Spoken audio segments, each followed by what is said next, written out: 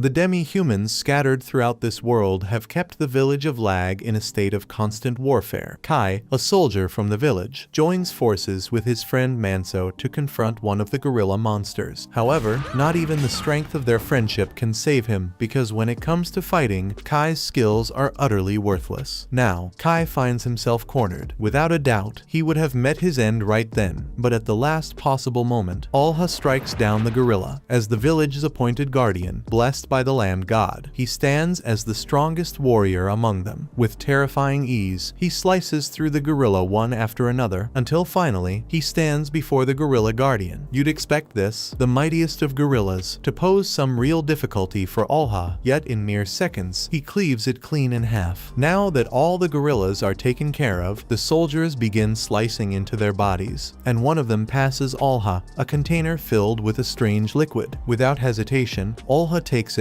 and drinks the liquid, and right after, his body starts glowing with a red aura. These are known as godstones. Consuming the liquid within is said to boost a person's strength and spiritual energy. So it would seem logical for everyone in the army to drink at least one to grow stronger together. But that's not the case. The rules only permit them to consume tiny drops of it. Each of them gets their drop, and after taking his, Kai can already sense his spiritual power rising. He turns to Manso and asks if he can have a bit more, but sadly, he's just a regular foot soldier, so there's no chance he'll ever be allowed to drink an entire godstone. According to the rules, nearly all the godstones must go to a guardian bearer like Alha, so even though he's already incredibly powerful, he's forced to grow even stronger, while the other soldiers remain stuck at pitifully low power levels. And yet, nobody sees a problem with this system. Back in the village, a grand celebration erupts to commemorate their triumph over the gorillas. Yet even during the feast, portions are strictly divided by rank. The mighty warriors and the chief's children take all meat and wine for themselves, while lowly foot soldiers like Kai are left scraping by with nothing but a meager bowl of soup. The soup honestly isn't all that bad, but Kai can't help wishing he could have some of the good food as well. Unfortunately, that's never going to happen as long as he's stuck as a low-ranking soldier, so he makes a vow to train hard and grow stronger so he can climb up the ranks. Right after the banquet ends, Kai heads outside and begins training with everything he's got. But it's tough to give it his all when he's barely had anything to eat all day. He shouts out that he really wishes he had some rice balls right now, and just a few moments later, Manso appears and asks Kai what exactly rice balls are. Kai admits he isn't entirely certain where the idea came from. The word simply popped into his head one day out of nowhere. Still, he can't shake the feeling that rice balls would be incredibly delicious. There's something weighing on Kai's mind, and he points toward the hill where the village honors its deceased warriors. That particular slope is reserved for soldiers who left behind families, a place constantly visited by grieving loved ones. But in the other side, there's another hill in complete disarray, crowded with the neglected graves of those who died without anyone to mourn them. No one has ever bothered to care for this forgotten patch of land. Orphans like him are destined to end up buried in a place like that when they die, with no one to visit their graves and no trace that they ever existed in the village. That's exactly why Kai wants to become stronger, to survive long enough to live a life that actually means something. And for that, he has no other option but to eat his meager rations and push himself harder in training than anyone else. But even that wouldn't be enough to guarantee he makes it. He'd need some unique advantage, some hidden power to give him an advantage in battle, though he has no idea what that could be. At that very moment in the castle, Alha and his sister Jose are making their way to their father's room. Alha tells Jose there's no need for her to worry about war briefings since she isn't expected to take part in combat like he is. Still, she says she wants to help protect the village too. But Alha brushes her off, saying that a daughter from the chief's family doesn't need to learn how to fight, and no matter how much she pleads, he won't allow it. Jose fumes at the injustice, being barred from battle simply because she's a girl. The universe seems to mock her further when she glances out the window and spots Kai and Manso laughing and sparring together. Manso, older and far more skilled, effortlessly outmatches Kai in their training sessions, leaving Kai with no choice but to desperately focus on defense the entire time. Manso warns Kai that he'll never improve if he doesn't start taking the offensive. Kai finally attempts an attack, but in doing so, leaves himself completely exposed. Manso counters instantly, sending Kai crashing crashing to the ground where his head hits the floor. The impact leaves him with a severe concussion, and suddenly, fragmented memories from his past life in Japan come rushing back. As his consciousness flickers through these memories, he remembers one specific word: magic. However, when he finally wakes up, he has no clue what magic even means, since that word doesn't exist in this world. This isn't the first time Kai has experienced strange memories either, and apparently, in this world, there are quite a few people who see visions like that, but Kai doesn't think it's worth mentioning to anyone. Sure, the memories gave him knowledge about things like rice balls and magic, but none of that really helps him here, especially since magic was just a fairy tale back in Japan anyway. Still, if there were somehow a way for him to actually use magic, he could make a big impression in their next battle, and that would definitely boost his status. Meanwhile, back at the castle, the chief has just gotten a letter from one of the neighboring villages, and it seems they're under attack by orcs. So, in line with the alliance agreement between the two villages, the people of Banya are obligated to head out and provide assistance right away. The chief isn't happy about having to send the soldiers back into battle so soon, especially since they've barely had any time to rest and recover from the fight against the guerrillas. But Olha tells him that it's a soldier's duty to be moved around and to die for the village, so they have no right to complain. Even so, the chief reminds him that the soldiers are still part of the village too, and he shouldn't treat them like they're just disposable pawns. Back in the barracks, Kai is having trouble sleeping because he can't get the idea of magic out of his head. Manso can tell that something is bothering him, so he asks what's wrong. Kai tells him it's not a big deal, but he had a dream about being able to create fire out of nothing. As odd as it might seem, he thought Manso would think this sounds stupid, but to his surprise, Manso admits he's actually heard something like that before. He once heard a tale about a strange traveler who arrived in the village. The man wanted to start a fire, but didn't have any kindling with him, and under normal circumstances, it would have been impossible to do it without the proper tools. Yet, the man just lifted his finger and produced a flame out of thin air. Kai is surprised to hear that there's actually a record of someone using magic, but Manso reminds him that he only heard it from an old story, so there's no guarantee that it is true. Even so, hearing that story has motivated Kai to try learning to use magic. So the next day he heads out and finds a secluded spot so he can start training. He isn't entirely sure how magic functions, but from what he remembers, it seems to require some kind of enigmatic energy. The closest thing Kai can compare it to would be spiritual energy, so he decides to give that a try. Extending his finger, he orders his spiritual energy to manifest as fire, yet it's not quite so simple. It dawns on him that he likely needs to concentrate his spiritual energy first, so he starts attempting to channel it through his godstone. But no matter how hard he focuses, nothing changes. Meanwhile, orcs have been sighted just outside the neighboring village, and they've already killed a dozen soldiers, so the rest of the soldiers assemble to fight back. The soldiers wait outside the forest to see if the orcs are still there, and as soon as they spot the orcs, they charge in. The orcs start their attack too, but Manso quickly manages to stab one right through the heart. Wanting to get a kill of his own, Kai rushes forward, but one of the orcs hurls a corpse at him, slamming Kai against a tree and pinning him down. The orc then approaches, ready to strike Kai down, but before it can, a volley of arrows hits it, and Manso finishes it off. Manso shouts at Kai for charging ahead alone and orders him to return to the formation, but it seems Kai injured his leg when he got hit and now can't walk on his own. At the same time, Olha is tearing through the orcs, and once they realize he's far too powerful for them to handle, they all begin to retreat. But Olha has no intention of letting them escape, so he abandons the rest of the soldiers and takes off after the fleeing orcs. That pretty much leaves them to deal with the remaining orcs on their own, and considering how hard it is for them to fight the orcs on their own, the soldiers are cooked. The squad leader orders all the soldiers to run and scatter so most of them can survive. But with Kai's injured leg, he and Manso have no chance of escaping the orc. Kai refuses to hold his friends back because of him, so he stops Manso and urges him to keep going alone. Manso is unwilling to abandon Kai, but deep down, he understands there's no other option. With regret, he apologizes and swears he'll pay his respects at Kai's grave. Then, Manso runs away in one direction while Kai crawls away in the opposite direction. He knows there's no way he can win, but he still refuses to give up on his life. So when he hears the orc getting closer, he tries to cast fire magic to protect himself, but it still doesn't work. Moments later, the orc hurls its blade at Kai, hitting him in the shoulder and leaving him badly wounded. On the upside, the brush with death causes sparks to shoot from Kai's fingertips, so maybe he actually can use magic. The problem is, he might not survive long enough to find out, because the orc bursts out of the bushes and starts choking him. Right then, Kai catches sight of the sparks from his fingertip, and he instantly understands what it means. He raises his hand toward the orc's face, and, using every ounce of strength and willpower he has left, he calls forth flames that burn the creature alive. The orc lets out a scream of agony, and Kai is able to free himself from its grasp. As a result, the orc eventually goes down from the damage it took, and Kai feels proud for finally managing to take down a monster by himself. But there's one small issue. His hand is still burning. He frantically tries to extinguish the flames, but after a few moments, he starts to lose consciousness because the fire is draining all of his spiritual energy. If he doesn't find a way to stop it soon, he's going to die from spiritual energy exhaustion. So he has to come up with something quickly. He just needs to picture his spiritual energy like a dam that he opened when he cast the fire magic. So to put out the flames, all he has to do is stay calm and shut the dam. Staying composed becomes nearly impossible as Kai sees the orc, badly wounded, but still alive. It starts approaching him. With great effort, he finally cuts off his spiritual energy's flow,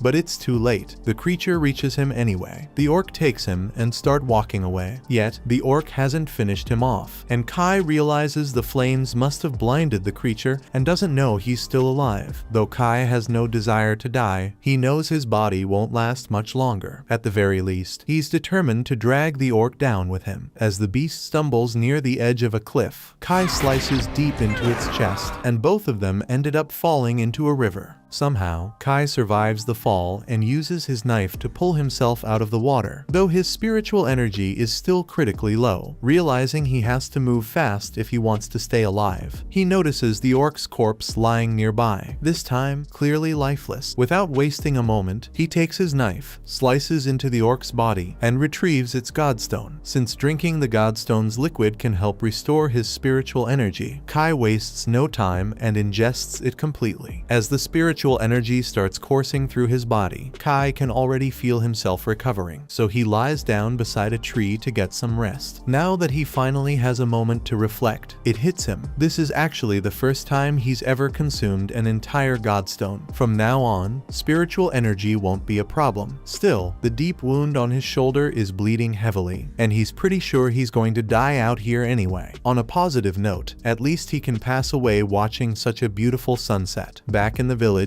all the soldiers have made it back from battle and are preparing to celebrate their triumph over the orcs. However, Manso isn't feeling the same joy. One of his fellow soldiers notices him looking down and approaches, telling him he should just cheer up. Then, it strikes him. Kai isn't there, which is strange since Manso and Kai are almost never apart. After a brief pause, it dawns on him Kai must have fallen in battle. But rather than offering sympathy, the soldier coldly tells Manso to move on, claiming Kai was nothing but dead weight anyway. Kai lies unconscious beneath the tree all night, and when morning comes, he wakes up shocked to find himself still alive. Not just alive, but feeling stronger than he ever has. His shattered leg has healed, and the wound on his shoulder has closed completely. While he's relieved at how things worked out, there's also a lingering confusion. After all, drinking a godstone shouldn't have been enough to fix such serious injuries in just one night. Kai figures it might have something to do with the wall behind him, so he turns to check and sees that it's actually a stone covered in strange inscriptions. He tries to read them, but there's too much vines blocking the view, so he decides to use his fire magic to burn it away. The problem is, his magic is way more powerful than it used to be, and the sudden burst sends Kai flying across the valley. As he gets back on his feet, he catches a glimpse of his reflection in the water and is stunned to see a divine crest now etched onto his face. He recognizes it instantly only as the mark of a guardian bearer. But within moments, the markings vanish, leading him to believe he must have imagined it. He heads back over to the stone, hoping to finally get a clear look at the inscriptions, but the writing is in a language he can't decipher, so he decides to give up and start making his way back to the village. He spots a cliff face that seems scalable, so he begins grasping the rocks to make his escape, but suddenly, his divine crest reappears and he unintentionally shatters the rock he was clinging to. He tumbles back into the valley, initially assuming the rock was frail. Yet, when he seizes another rock, he finds he can effortlessly crush this one too. He figures the Godstone must have given him a massive power boost, and Kai couldn't be happier about it. But just as he's celebrating, a voice calls out, telling him to leave, and he's not about to stick around to see who or what it was. He immediately starts climbing the cliff at full speed. When he reaches the top, he's stunned by how effortlessly he made it up. And now he's even more thrilled about his newfound strength than he was a moment ago. Still, he questions whether this is truly the power of divine protection. The divine crest, known as the mark of a guardian bearer, is said to be a gift from the land gods. Yet Kai has no memory of receiving any power from a god. Maybe it happened while he was unconscious, but until he learns the full story, it's probably best to keep this hidden from the other villagers for the time being. In the village, Manso has just completed preparing a grave for Kai. But at that moment, Kai shows up as if nothing happened. Manso is overjoyed to see Kai again, and life largely returns to normal afterward, with Kai resuming his regular tasks. This time, however, he excels remarkably at his work. He was only supposed to plow a small portion of the field, but in no time, he had plowed the whole area without even breaking a sweat. For a moment, Kai panics, fearing his divine crest might be visible, but after checking his reflection in the water, he confirms his secret remains secure. The crest likely only manifests when he exerts maximum effort, so as long as he avoids overworking, he should be fine. The others notice he seems much stronger than before and ask if something happened. Kai struggles to come up with an excuse, so he simply confesses that he consumed the Godstone from the orc he defeated. Hearing this, the group is stunned. Ordinary soldiers like them rarely get the chance to drink an entire Godstone. However, since Kai was badly wounded and near death, he really had no other option. Actually, during his journey back to the village, he ended up consuming the Godstones of nearly 10 orcs he encountered on the battlefield. This explanation makes perfect sense, so the others finally grasp why Kai has become so powerful. Manso even praises him, congratulating him on managing to return alive. Meanwhile, one of the village women, Elsa, keeps watching Kai for an unusually long time, prompting her friends to start teasing her about it. Around the same time, back in the village, Princess Jose heads to the storage house to speak with the person in charge. He informs her that all the grave offerings have been fully prepared, so she's free to begin the grave cleaning whenever she's ready. Early the next morning, Kai is already out training with his fire magic, and there's no doubt it's become more powerful than before. But as he's in the middle of practicing, Jose approaches and demands an explanation, saying he looks awfully suspicious. Kai has no choice but to obey the princess's direct order, so he explains everything about his fire ability to her. Surprisingly, Jose doesn't appear too shocked, as she's already familiar with similar powers. Typically, those with abilities come from elite families or are trained monks, making Kai somewhat unusual, especially since he shows no signs of exhaustion, despite having likely expended a great deal of spiritual energy. Jose remembers a rumor that Kai gained immense strength after consuming several Godstones, suggesting he possesses a greater reserve of spiritual energy than most. Jose requests that Kai train with her, and he has no grounds to decline. A short while later, the two are sparring with training spears, though Kai is far stronger than he used to be. Jose, as a guardian bearer, isn't someone he can easily overwhelm without exerting some effort. However, he doesn't want to unintentionally expose his divine crest if he pushes too hard, so he must be careful. After the duel ends, Kai makes his way to the well to fetch some water, genuinely surprised that he was able to complete the training so effortlessly, especially since he had been holding back to avoid exposing his divine crest. This implies that his true power is so overwhelming that even a guardian bearer like Jose wouldn't stand a chance if he were to unleash his full strength. Right at that moment, Jose asks him to bring her some water too, so Kai quickly hurries back to her. As she's washing her face, he takes the chance to ask whether all guardian bearers possess the same level of strength. strength. Jose explains that she's actually among the weaker ones, since both her father and brother are far stronger than she is. A guardian bearer's strength depends on the blessing they receive from their land god, but they also need to train independently if they want to grow stronger. When it comes to training, Jose falls far behind. Strictly speaking, she isn't obligated to train since women in this village aren't expected to fight, but as a guardian bearer, she has a responsibility to defend the village in battle, meaning she must grow stronger too. And the role of being a guardian bearer isn't just about victory in the battlefield. It goes beyond that. Kai is puzzled, but just as he's about to ask her to clarify, the morning bell rings for wake up. Since Jose isn't actually allowed to be out here, she needs to hurry back to the castle before anyone spots her. As she prepares to leave, Kai quickly stops her with one last question. What exactly did she mean when she said guardian bearers have a purpose beyond just winning battles? She has developed an affection for Kai and wishes to clarify things for him, but the rules forbid it. Instead, she invites him to join her on her monthly grave cleaning duty. Her land god is enshrined in Eda village, so she'll arrange for Kai to accompany her, and once they're there, she'll be able to reveal everything. Kai agrees to join, and a few days later, Jose sets out for the village along with Kai and a handful of soldiers. They've been tasked with protecting Jose in case anything goes wrong, since the area falls within ape territory. However, the soldiers find it a bit strange that they were suddenly picked to escort Jose, especially when it's usually another squad that handles this kind of mission. A soldier from Kai's squad mentions hearing a rumor that Jose specifically asked for Kai to join her, which is why their whole unit got pulled into this assignment. He turns to Kai and asks if it's true. Kai starts to answer, but before he can finish, Manso cuts him off, telling the others to back off because there's absolutely no way the princess would even recognize him. The others find it difficult to accept that Kai is friends with the princess, yet they remain envious of him nonetheless. Eventually, they reach the village, and to Kai's astonishment, it's nothing more than a heap of ruins. Years ago, monsters overran the village, forcing the villagers to abandon it. Yet the gravestone remains standing, and as followers of the land god, they're still bound by duty to tend to it. Even though this village's land god has grown so weak that nothing grows in the soil anymore. At that moment, Jose walks over and says she wants to explore the village a bit, so she'll need someone to escort her. The man instantly volunteers to escort Jose, but she says she'd prefer for Kai to go with her instead. So Kai and Jose begin walking through the village, and when they arrive at a small flower garden, Jose drops to her knees and begins to pray. Kai is curious and wants to ask what she's doing, but she insists on complete silence and tells him not to speak. Red aura suddenly begins to pour out of Jose's body onto the flowers, and when she is done, she explains that she was simply praying for the land god's grace to gather here. This is a job that only guardian bearers bound to a land god can do, but since this village was abandoned, her land god's spirit has grown very weak, which is part of the reason why she isn't as strong as her brother or her father. While Lag Village thrives in producing abundant crops due to her father's strength, Jose struggles to sustain even this small flower garden with her abilities. Because of this, Jose's father has never slackened in his training, knowing that if he allowed himself to weaken, it could spell the end for Lag Village entirely. While land gods do grant power to the guardian bearers, that power is dependent on how strong the individual is, which is why all the guardian bearers have to train and drink a ton of godstones. Kai and Jose eventually rejoin the rest of the group, and it's time to clean the gravestone, so they all venture into the ruins while a few soldiers remain behind to keep watch. As Kai and Jose work on cleaning the gravestone, he examines it closely and recognizes it as identical to the stone he encountered in the valley. And when he touches the inscription on this one, all the words are automatically translated in his head. The inscription mentions the name of the land god that this gravestone belongs to, so Kai goes around to the other side to read more. But for some reason, he can't read this part of the text. He's able to recognize certain words like pact and temple, but they don't come together as a full sentence, so he can't figure out what it's supposed to mean. Jose sees Kai mumbling to himself and asks if something's wrong. Kai's just about to respond, but then he gets distracted by Jose's chest and quickly looks away, choosing to stay silent. Just then, soldiers burst in and alert everyone that a group of apes is approaching. Everyone hurries outside and starts concealing the grave. However, before they can escape, the apes arrive. The captain quickly commands Kai and Manso to take Jose safely to the village, while the others stay behind to hold them off. As Kai and the others attempt to escape, two apes block their path, prompting Manso to step forward to confront them. However, one ape stomps through the flower garden that Jose has tirelessly nurtured. Enraged, Jose charges out, vowing to slay the beast for its destruction. At first, the ape hesitates when it sees the marks, but since she has barely any actual fighting experience, her hands tremble in fear. The ape quickly figures out she's a rookie and goes in for the kill, only for Kai to leap in and slash a deep cut across its chest. Kai notices the second ape charging at Manso's group, so he picks up the axe lying on the ground and swings it, slicing the ape in the shoulder. He then leaps into the air and drives the blade straight into its head. Everyone is surprised that Kai managed to defeat the apes with such ease, but Jose is particularly shaken because she caught a glimpse of the guardian bearer marks on Kai's face. After making it back to the village of Lag, Jose gets scolded by Olha, who's furious after he heard about her nearly getting herself killed in battle. He shouts that this is precisely the reason he disapproves of her fighting alongside the soldiers. However, the village chief steps in to calm him down. What matters most is that Jose is unharmed, but for the time being, they should concentrate on boosting patrols around the area, especially with the inspector's arrival approaching soon. Olha agrees and goes off to notify the soldiers about the updated patrol schedule. Once he's gone, Jose turns to her father and apologizes for all the trouble he's caused. But Moloch isn't upset. He's already been filled in on everything that happened, including how Kai took down two monkeys all by himself. So now he's just eager to see what Kai will do next. Meanwhile, Kai is busy taking care of a few chores when some of his friends grab him. They're giving him a hard time because ever since the expedition to Ida village, people have been calling Kai a hero for rescuing Jose. On top of that, there are even rumors going around that Kai and Jose grew really close during their time out there. Some of the girls notice what's happening and assume the boys are just fooling around like usual, but Elsa can't seem to look away from Kai. The others pick up on this and figure she must actually have feelings for him. They start teasing her, joking that if she doesn't make a move soon, someone else might swoop in and take Kai for herself. A few minutes later, Jose walks up to Kai and asks if they can speak alone. Even though he has no clue what she wants, Kai agrees, and the two of them head into a nearby alley to talk. To start, Jose makes sure to properly thank Kai for rescuing her life during the incident, but she also brings up something else. She could have sworn she spotted a divine crest on Kai's face when he was battling those monkeys. Now, after studying him up close, she's sure it must have been her imagination. After all, what are the odds that Kai just happened to become a guardian bearer out of nowhere? Her defeat in battle made her realize how weak she truly is. That's why she's decided to dedicate herself fully to training in order to become stronger, and she expects Kai to start joining her every morning from now on. Kai isn't thrilled about being dragged into Jose's training routine, but he can't bring himself to turn her down, so he reluctantly agrees to train with her each morning. Meanwhile, Kai's friends have been secretly spying on him from behind a tree this entire time. They have no clue what he and Jose are discussing, but they're all incredibly jealous that Kai gets to spend time with her. Later on, Kai goes about his usual routine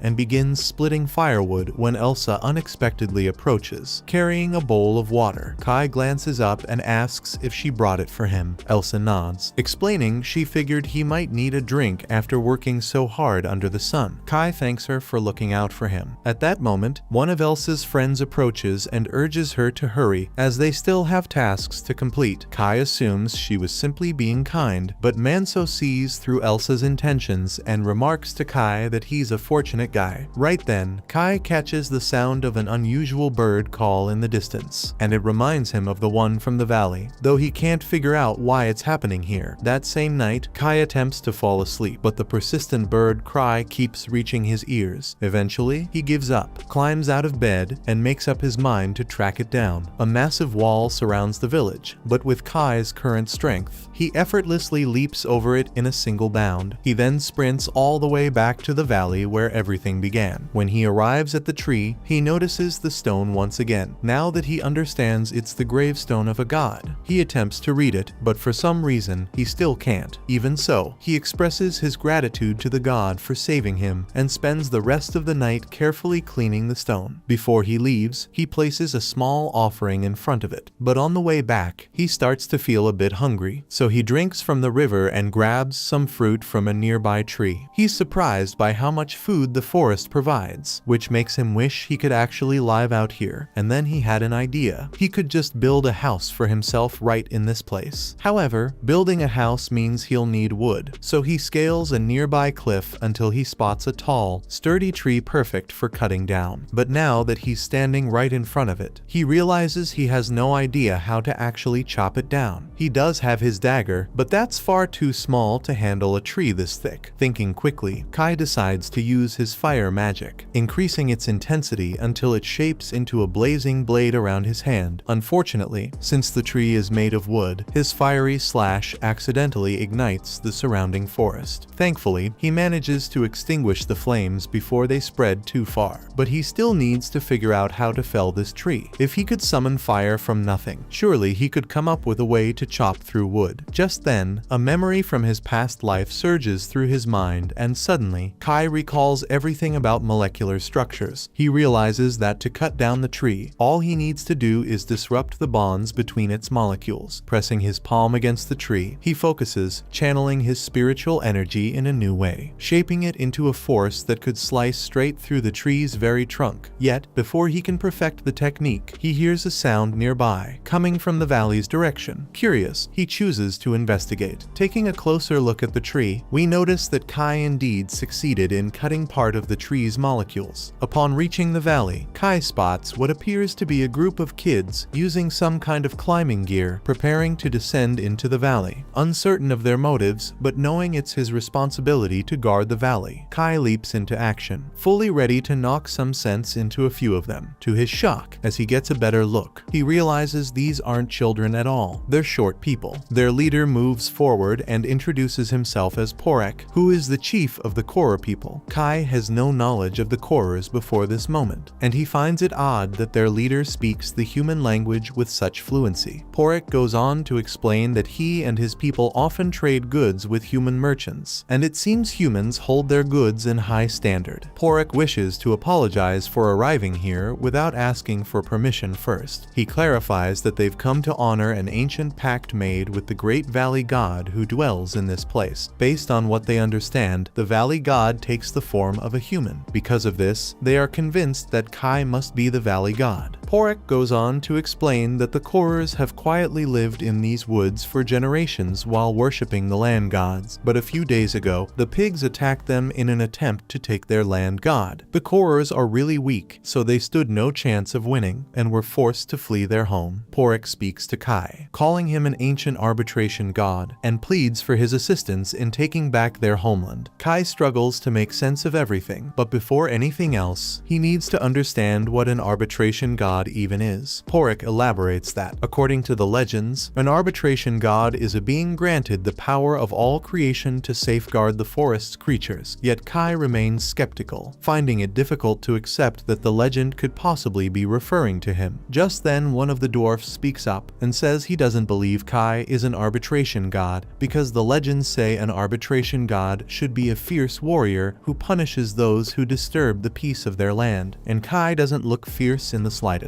However, Porek says he is absolutely certain that Kai is the arbitration god because he can see it clear as day. Years ago, Porek once incurred the wrath of the valley god by entering this valley without permission, and as punishment, the valley god took both of his eyes. However, in return, Porek was granted the power to perceive the spiritual energy surrounding him, and when he observes Kai, he can clearly see the essence of the valley god coursing within him. He insists is undeniable proof that but Kai has been blessed by the Valley God's protection. Not only that, they've already presented a sacrifice, so now Kai has no choice but to help them. Kai gets confused by the mention of a sacrifice, so Porek explains that earlier today he sacrificed his granddaughter Arua to the valley. Kai panics and asks them to show him where they left Arua, so they lead him to the rope that Arua used to descend into the valley. But that rope snapped a while ago, so she probably fell to her doom. Kai leaps down into the valley and discovers Arua's body lying at the bottom. Miraculously, she's still alive, but the severe blood loss means time is running out. Remembering how his own wounds mysteriously healed when he first arrived here, Kai attempts to replicate the process using magic. He focuses on picturing her injuries healing themselves. As he concentrates, he can somehow perceive the very fabric of Arua's tissues, allowing him to target each damaged cell. Channeling his magic, he works to restore her wounded flesh. With this newfound understanding, Kai successfully closes Arua's wounds. Kai is genuinely surprised that actually worked. However, it seems Arua will need some time to recover before she can stand again. Meanwhile, Kai notices a disturbance at the valley's edge and realizes the orcs have launched an attack. The Korers are nearly helpless against the enormous orcs, leaving them with little they can do. But suddenly, Kai appears, saving them by driving his blade through one of the orcs' chests. While he was away, several Korers had already been slain, and the one responsible is the orc leader. The orc leader shows its divine crest, trying to frighten Kai, yet its cleaver remains drenched in the blood of the slaughter Korers. Because of this, Kai refuses to back down, not until he has his vengeance, and he isn't the only one filled with rage, as he hears a voice begins in his head, urging him to slaughter the orc and fill its heart with terror before its end. Kai understands the voice belongs to the Valley God, and as the guardian bearer of the Valley God, he stands ready to fulfill its command. However, before Kai can start the fight, Porek steps up and offers to join him. He might not be as strong as Kai, but as a guardian bearer himself, he's more than capable in battle. Kai is grateful for the backup. It'll make things much simpler. And to make sure the orcs understand exactly what they're facing, Kai turns toward them and activates his own divine crest. The smug looks on the orcs' faces vanish as the orcs realize that they're now up against two guardian bearers. Still, their leader orders them to attack anyways. The orcs rush forward, and Kai swiftly cuts down both of them. One tries to ambush Kai while he's distracted, but Porek dashes in and strikes it down to shield him. Kai nods in gratitude, though Porek admits he can only handle the weaker foes. With that, he tells Kai he'll have to face the orc guardian bearer alone. Kai grabs a cleaver and begins approaching the last orc. The orc, sensing its doom, attempts to plead for mercy. This one can speak the human tongue and tells Kai there's no need for conflict, as the orc only meant to target the Korers. It claims it had no intention of offending Kai. Under ordinary circumstances, Kai wouldn't be this furious. But the orcs didn't just slaughter numerous Korers, they committed this atrocity within Kai's own valley. Seeing the blue divine energy radiating from Kai's body, the orc begins pleading for his life. Yet Kai feels no pity for him. The orc launches a desperate attack in an attempt to survive, but Kai slices off its arm with his energy blade and drives the weapon through the orc's chest to extract its godstone. Watching this unfold, Porek becomes more convinced than ever that Kai truly is the arbitration god, the very same deity who once took his eyes, a god who has safeguarded the world since before the era of gods.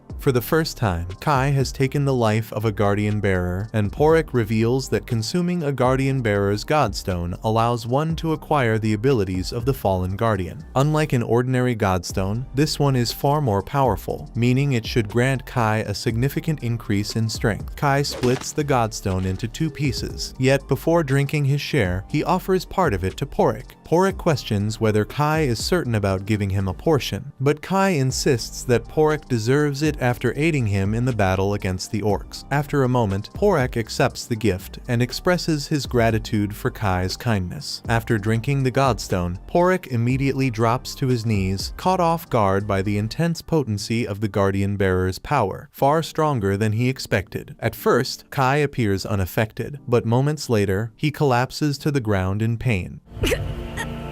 The Korers quickly gather around him, concerned, asking if he's okay. Kai reassures them, saying he just needs some time to recover, and then he makes his way back down to the valley, warning them to keep their distance for now. While Kai is resting, a nightmare from his childhood haunts his sleep. In this world, his first village was set ablaze by a band of gorillas, leaving him no choice but to escape and find shelter in Lag Village. When morning comes, Kai wakes up and is surprised to see that he's been covered with a blanket. But what shocks him even more is discovering Aru lying next to him. He panics and demands to know what Aru is doing, so she tells him that she only wanted to keep him from catching a cold, which is why she stayed close to keep him warm. Although Kai saved her, she reminds him that she was still sent here as an offering, and because of that, she vows to dedicate her life to serving him as best as she can. Kai responds that he doesn't need a servant and urges her to go back home, but Aru insists she cannot. According to what his grandfather told her, if she fails to fulfill her duty as an offering, a terrible misfortune will fall upon all of them, so she can't leave. Kai continues trying to persuade her to return home, but then he notices the sun has risen, meaning he needs to hurry back to Lag Village before anyone discovers he was gone. He quickly scales the side of the valley, only to be surprised when he finds the rest of the Korers still waiting for him. He expected them to have left by now, but as Porek explains, while they're grateful Kai saved them from the orcs, they have nowhere else to go. With their old village destroyed, they were hoping Kai would allow them to stay here and dedicate themselves to serving him. Kai can't help but feel some sympathy for their situation, so he reluctantly agrees to let them settle on the land around the valley. But he makes one thing very clear: they're absolutely forbidden from entering the valley itself without his direct permission. Just as he's preparing to return to the village, Porek stops him, saying there's something crucial he needs to share before Kai leaves them. Not long after, Kai makes it back to the village, only to immediately face an irritated Jose. He's late for their usual morning training, and she isn't happy about it. When she demands to know where he's been, Kai can't exactly admit that he was in the valley, so he settles for the simple excuse of having overslept. A short time later, the chief comes up to a few of Kai's friends and asks if they have any idea where he might be. Monzo replies that Kai was given storage house duty today, so he should be somewhere near the castle. When Vezin finally tracks him down, he immediately challenges Kai to a duel. After hearing about Kai's impressive performance while defending Jose, Vezin is eager to witness Kai's strength firsthand, but he assures Kai that it's just a friendly sparring match, so there's no need to worry about anyone getting killed. Kai feels relieved knowing that this isn't a fight to the death, but after what Porek told him, he realizes he'll need to stay cautious. Porek advised him to keep the fact that he's a guardian bearer a secret for the time being. Since he only recently gained this power, he's vulnerable and could be easily targeted before he learns to control it fully. That's why Kai must make sure to keep his divine crest concealed no matter what. So Kai knows he has to restrain himself during the fight with Vezin. Even though Vezin is the weaker one, he's the first to attack,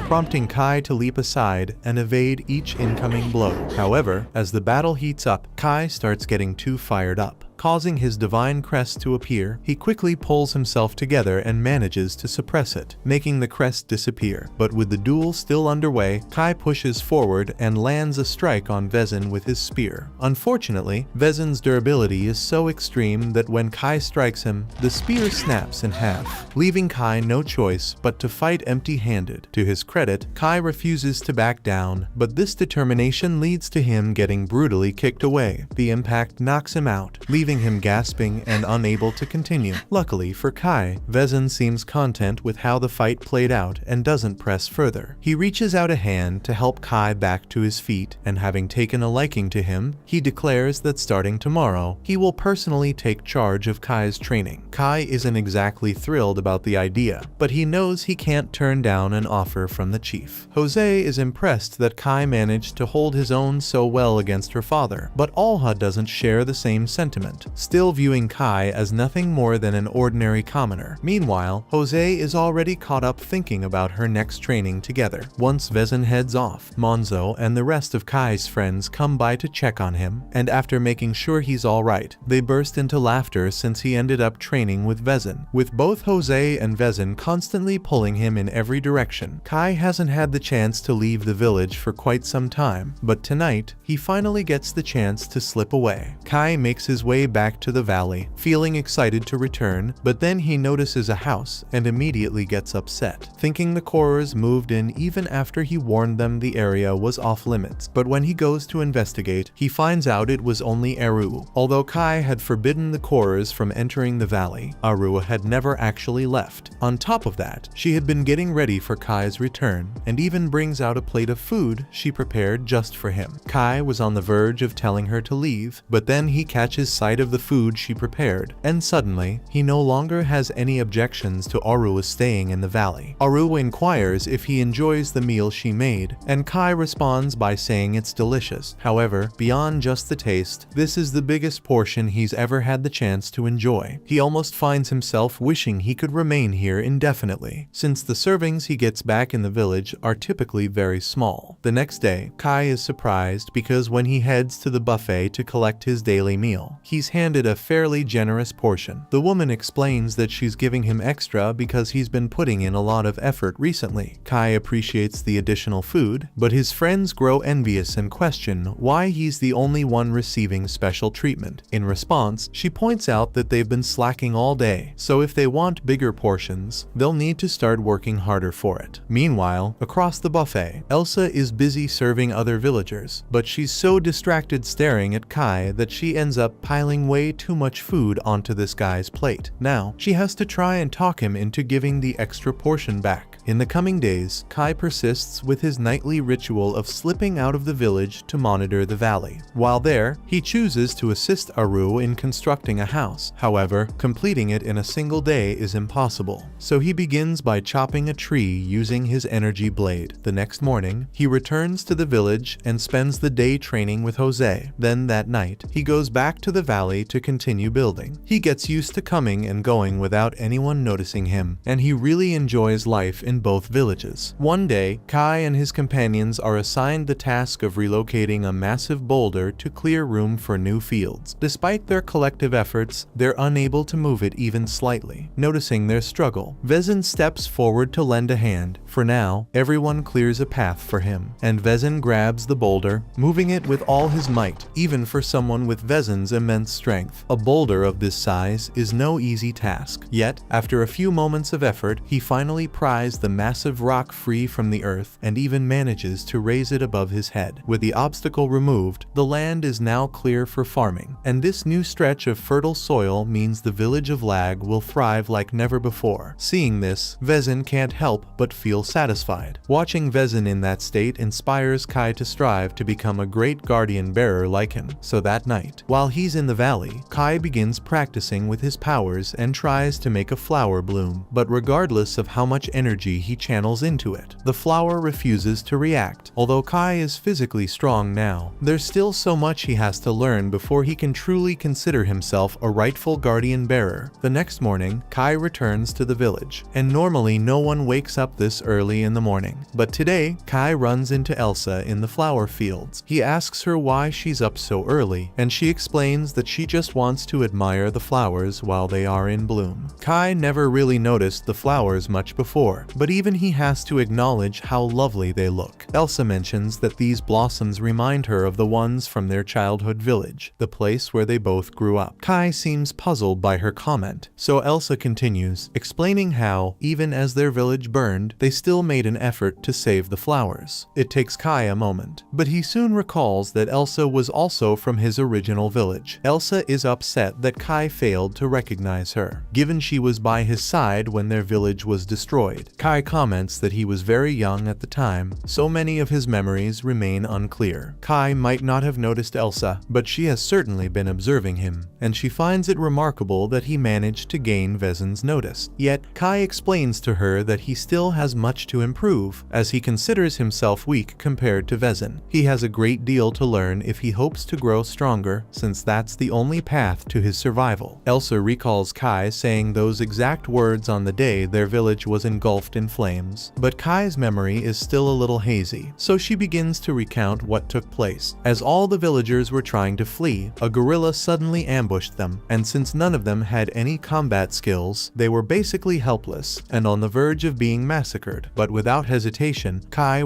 charged straight at the gorilla and grabbed hold of its leg. Naturally, Kai was far too weak to inflict any real damage on the gorilla, but his courage gave Vezin just enough time to show up and save them. While Kai felt relieved that Vezin had rescued everyone, he also couldn't help but feel frustrated by how little he was able to contribute, so he made a vow to do whatever it took to become stronger. Then again, that oath might not hold much weight, considering he had forgotten all about it. Elsa shares with him that it holds deep meaning for her, as on that day, even if it didn't seem so, Kai rescued all the villagers. In her view, he will forever remain a true hero. Meanwhile, deep within the forest, a fierce battle is raging between the gorillas and the orcs, with the orc general completely overpowering the fight. Even the gorilla guardian bearers were no match for him, and were instantly decapitated. With that, the orcs declared victory over the gorillas, claiming this territory as their own, and now, their sights are set on Kai's valley. However, at this moment, Kai remains completely oblivious to the danger that approaches. The valley remains unchanged, so Kai returns to the village, and the following morning, he's assigned to storehouse duty. As he's working, he spots a grain of wheat on the floor and starts thinking whether he could use it to make rice balls, since he's been eager to try them. At that moment, Elsa approaches him, having overheard Kai mention rice balls, and she asks if he can describe what they are. Kai isn't entirely sure how to explain it, but he believes they're supposed to be incredibly delicious, even though he's never had one himself. Shortly after, Manso enters and scolds Kai, telling him to stop talking to Elsa and get back to work since there are still plenty of bags left to move. Kai quickly apologizes and resumes carrying the bags, while Vezin urges everyone to speed up and stash the food sacks in the basement before the inspector arrives. Alha walks up to Vezin and questions whether hiding the food from the inspector is truly needed, but Vezin explains that with the village's food supplies running low, failing to conceal some of it would mean smaller rations for the villagers. Alha doesn't seem bothered. After all, a bit of hunger never killed anyone. But Vezin genuinely cares for his people and refuses to let anyone go hungry under his leadership. Kai and his friends don't know the full story, but they've heard that an inspector from the Central Plains is on his way, and they need to stash away some of their food before he arrives and takes everything. They've also heard that this inspector is a guardian bearer, even stronger than Vezin, but unlike Vezin, he doesn't use his power for anything honorable. A few hours pass. The inspector shows up, prompting the gate to be opened as Vezin steps forward to greet him. The inspector's first reaction is to grumble about how many demi-humans are around, explaining that he was attacked by a group of gorillas on his way here. He claims there were about 10 of them, but he was able to fend them off by himself, so he's fine. Jose finds that impressive. After all, it takes real strength to handle 10 gorillas solo, but when she finally meets him, she's far less impressed. Gandil is just a pipsqueak, and his very first act is to belittle Jose, calling her a frail woman. He doesn't stop there, he also mocks Alha, accusing him of being incompetent for failing to eliminate the demi-humans in the region. Neither of them dares to argue back. Moments later, another man steps through the village gate, prompting Vezin to ask if he's with Gandal's party. But that isn't the case. The stranger introduces himself as Nada, explaining that he was dispatched by the monastery of Maz. He merely took the same route as Gandil, which is why they showed up at the same time.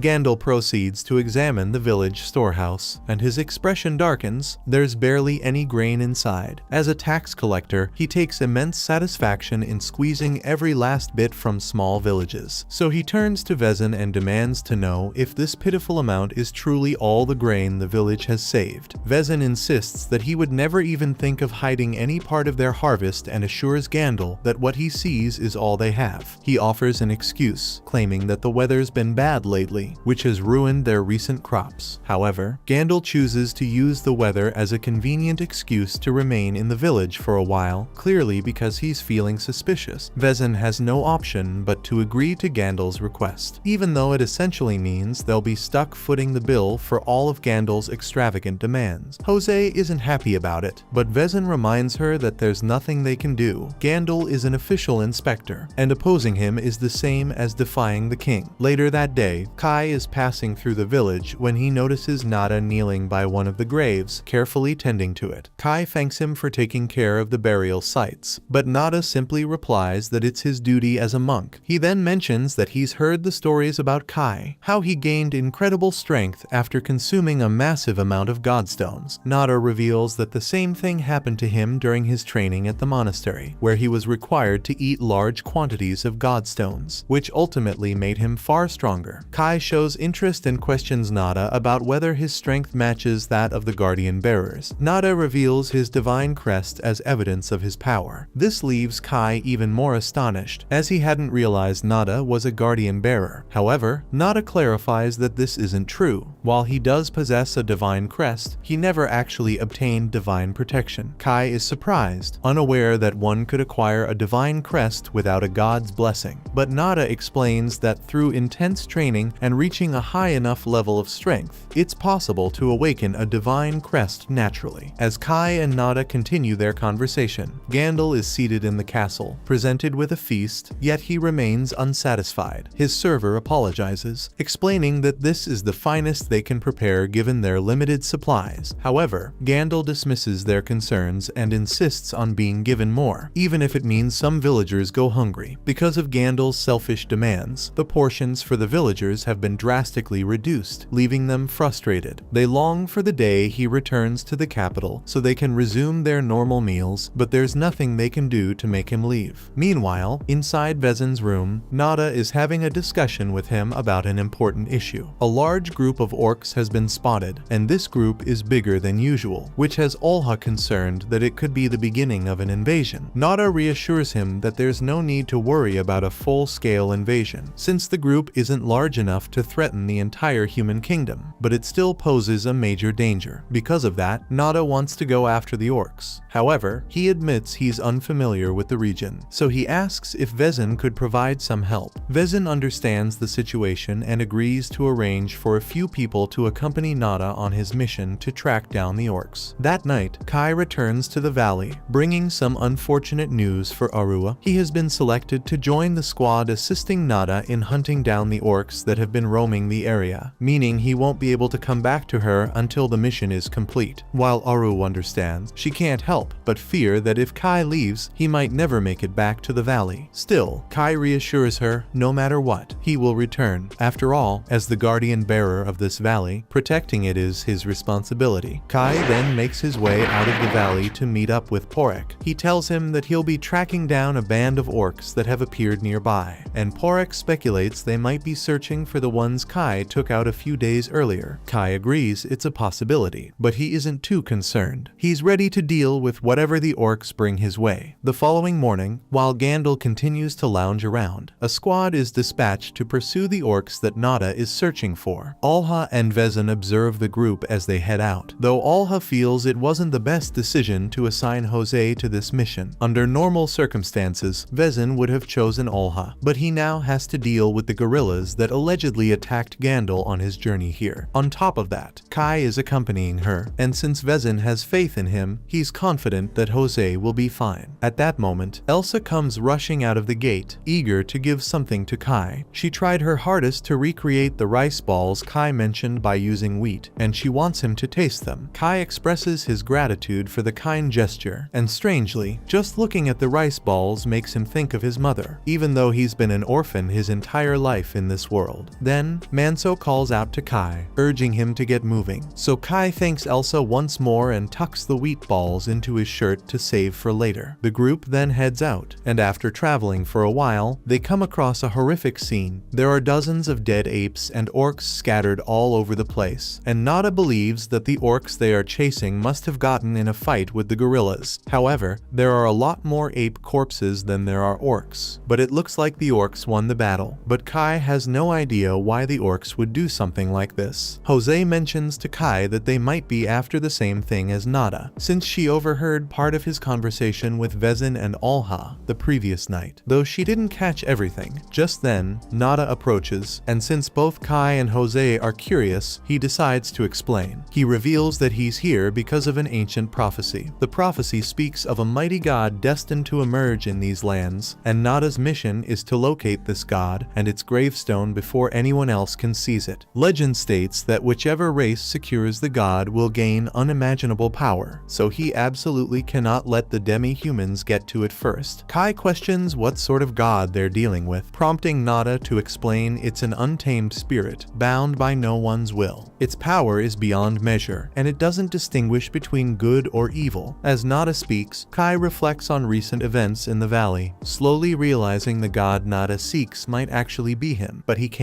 tell them about it. The group keeps moving forward, and after some time, they stumble upon a village that has been completely destroyed. Kai suspects the orcs may be responsible for the devastation, and it doesn't take long before he's convinced it was indeed their doing. Jose quickly dashes ahead, determined to assist any villagers who were attacked. Nada cautions her that it might be dangerous down there, but she insists she can't just stand by while people are in need. Once they arrive at the village, they discover that a lot of the homes have been destroyed, and there are a few dead Uzels on the floor over there. The Uzels are a quiet and peaceful species, so they aren't hostile towards humans, but whatever did this definitely was. Kai spots an orc axe on one of the fences, so everyone is immediately put on guard, and they tell Jose that they should get out of here before any more orcs show up. Still, Jose believes there's a chance some of the Uzels might have survived, so she refuses to leave until she's thoroughly searched the village for any remaining survivors. Nada agrees they should investigate the village as well, though his main interest lies in examining the local land god. With that in mind, Manso instructs Kai to accompany Nada while the others stay behind to protect Jose. As Jose and the others walk through the village, they discuss how strange this situation is. The village is completely empty, yet the damage to the buildings is minimal. Normally, orcs would cause much more destruction if they were going to attack a village like this. Just then, Jose notices some blood on the ground, and the trail leads over to a house, so she thinks there might be an injured Uzels inside. Meanwhile, Kai and Nada make their way into the village shrine to examine the gravestone of the local god. Since it's quite dark inside, Nada chooses to use his spiritual energy to produce some fire, but Kai quickly cautions him not to attract too much attention, as orcs could be nearby. Nada finds it odd how calm Kai remains, since most people would be shocked to witness someone conjure fire out of thin air. He starts to wonder if Kai has encountered a technique like this before, but Kai can't really admit that he too knows how to wield fire, so he simply says he heard about it in a story. Still, Nada doesn't seem entirely convinced. Back above ground, Jose approaches the house and calls out to whoever might be inside, assuring them she means no harm. But when she opens the door, all that greets her is the lifeless body of an orc. Meanwhile, Kai and Nada have successfully located the gravestone. Nada pulls out a small notebook and begins deciphering the inscriptions etched into its surface. As he works, Kai circles around to the back to ensure the area is clear, only to stumble upon a young Uzel's girl collapsed on the ground. Kai and Nada carry the girl back up to the surface, where they discover a total of 3 orc corpses alongside her. Noticing such a small number, Nada concludes this couldn't have been the orc's primary force. Judging by the woman's clothes, it seems she was once the guardian bearer of this village. The others are taken aback by this revelation, since female guardian bearers like Jose are uncommon. Nada explains that this Uzel's guardian bearer fought entirely on her own. By nature, Uzels are physically frail. Under normal circumstances, they wouldn't stand a chance against even one orc. Yet this woman managed to slay all 3 orcs, buying time for some of her people to flee, even though it ultimately cost her own life. And knowing that other female guardian bearers are capable of achieving such incredible feats gives Jose the hope that she, too, can become strong enough to fight and defend the village. Together, they hold a small funeral to honor the fallen Uzels, but it seems that the guardian bearer's godstone was taken, which likely means her land god's protection has already been passed on to someone else. Bringing up the land gods, Manso questions whether Nada discovered what he was seeking in the shrine below. However, the deity present wasn't the prophesied one. With only 2 possible routes branching from the orc-ape battleground, the presence of just 3 orcs along this path suggests that the majority of their forces must have taken the alternate path. Kai glances at the map and instantly recognizes that the route Nada mentioned heads directly toward his valley. Without hesitation, he offers to rush ahead and investigate. There's no way he can allow the orcs to breach his home. Nada finds his behavior strange, but he agrees to let go. With that, Kai Kai dashes off at full speed. Back in the valley, Porek and the Korers have just received alarming news. A band of orcs is advancing straight toward their home. Realizing they're defenseless without Kai, Porek orders Ketchak to round up as many villagers as possible and take cover. Meanwhile, he prepares to confront the orcs alone. He knows the odds are hopeless, but as their guardian bearer, he refuses to stand by while his people are slaughtered. His only hope is to buy time, praying Kai arrives before it's too late. That night, Olha and his men move in on the guerrillas spotted near the village. To his shock, there's a whole camp of them out here, and it looks like they're getting ready to attack. His men propose regrouping with the rest of their squad and launch an attack later, but Olha refuses to delay any longer. His men attempt to hold him back, pointing out that their numbers are too few to take on all the guerrillas, but Olha pays no attention. It wouldn't be so bad if his concern was the guerrillas striking during their retreat, but Olha's real motivation for charging into battle is his desire to win Gandalf's favor. Luckily, none of the others support his reckless plan, so in the end, Olha concedes and agrees to fall back to the village, regroup, and then launch their assault on the guerrillas. Meanwhile, the other group has made camp near the ruined village, and Kai's friends are beginning to wonder whether he was able to locate the orc horde or not. They're stuck waiting until Kai comes back and informs them of the orcs' location. But it's already been a while, and they're starting to get concerned about Kai's safety. Jose grows particularly anxious, and she begins questioning whether she should have joined Kai after all. The thought even crosses her mind to chase after him, hoping to reach him in time, but the others insist she can't. Their duty is to ensure Jose's safety above everything else, and Kai would never approve of her risking herself for no purpose. Nada approaches Jose and reassures her there's no need to be so concerned. Kai is an exceptionally skilled warrior, meaning